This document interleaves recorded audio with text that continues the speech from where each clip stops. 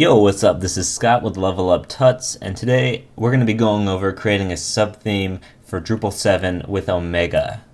So, creating a subtheme with Omega can be a little bit different than some of the other themes, and we will go over creating subthemes of different themes if there is a demand. But for the most part, their installation processes are all sort of either unique or there's a README file that will tell you how to do it. This is just basically going to show you the basic process. Now, Omega actually has a module that will create a subtheme for you when you give it the specified parameters that it asks for. We're not going to do it that way. In fact, we're actually going to do a whole other tutorial series on Omega specifically. Because this tutorial is more about Drupal, we're just going to show you the by hand method. So what we're going to do is we're going to go to Appearance here, and then you'll notice this brings up our Appearance menu where we were before, and you'll see Omega, our default theme, is enabled. If you click here, you'll see how to create an Omega subtheme, and they'll tell you how to do it with the module, without the module, and it gives you nice basic instructions. But that's actually what we're going to show you here. So this is a 4-step process. The steps include you go to Omega, browse to your file structure. Actually, let's go to htdocs here. So our folder is st. So this is located in Sites, All, Themes, Omega. And in here, there is a Starter Kits folder. And Omega offers a few different starting off points. This is Alpha XHTML, this is Omega XHTML, and Omega HTML5. We're going to use Omega HTML5.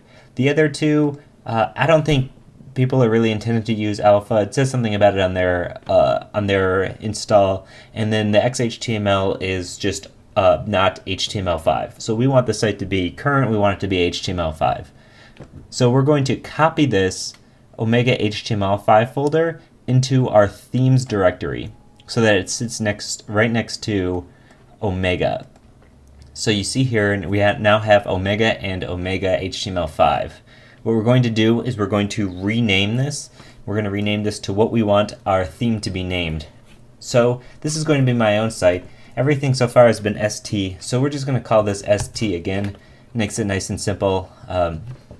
So that's step 1, is renaming this to be the name of your theme. Next, we're going to want to go into what we see as Starter Kit, Omega 5 HTML5.info. So we're going to change this also to be the name of your theme. This will be st.info now.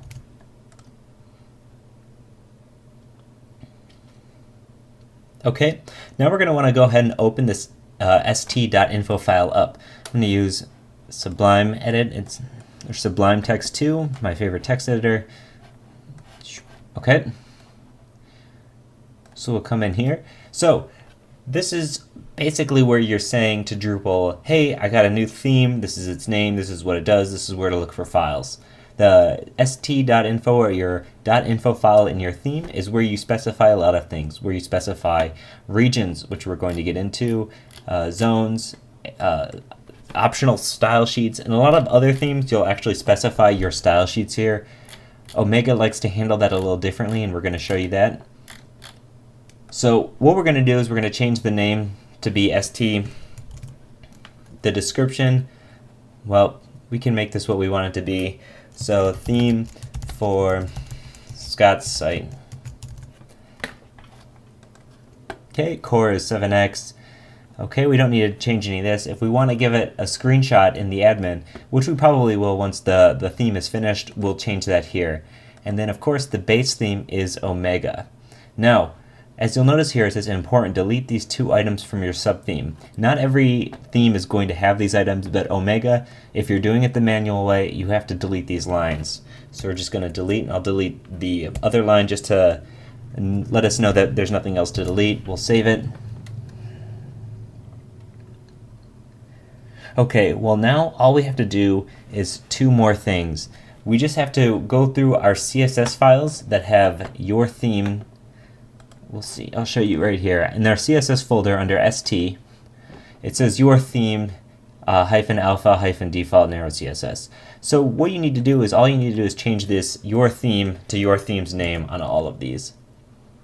Like I said, other themes you'll want to change the CSS, or you don't even need to change the CSS because that will be declared in the info file. However, for Omega, this is a step that you have to do to get this working. Okay, so that is all set there.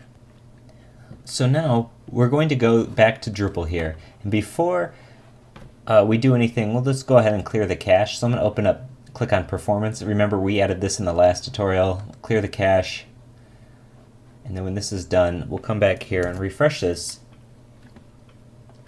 and you'll notice that we should have our new theme. Here it is, st7.x-3.1. We're going to enable and set as the default. So now we have Omega is enabled. As you're doing with the subtheme, you're going to want to keep Omega enabled, and then your subtheme is st. So what the subtheme is going to do is it's going to use its files whenever they're here. So if we take and we duplicate any of the files from Omega and edit them here in this templates, we put them in here, it's going to look for at st first, and if there's nothing in st, it's going to go to Omega next to find those files. So this is why theming is really powerful with creating a subtheme, because you don't want to change the base theme. If you do, and let's say you break something, or let's say there's an update to the theme, you won't be able to really get very far. So creating a subtheme and overriding is sort of the way to go here. If you'll notice throughout these tutorials, I'm going to start filling in the CSS. I'm going to be using Compass and Sass for my CSS. So if you want to learn Compass and Sass, please, we're doing Compass and Sass tutorials at Level Up Tuts. They're already up.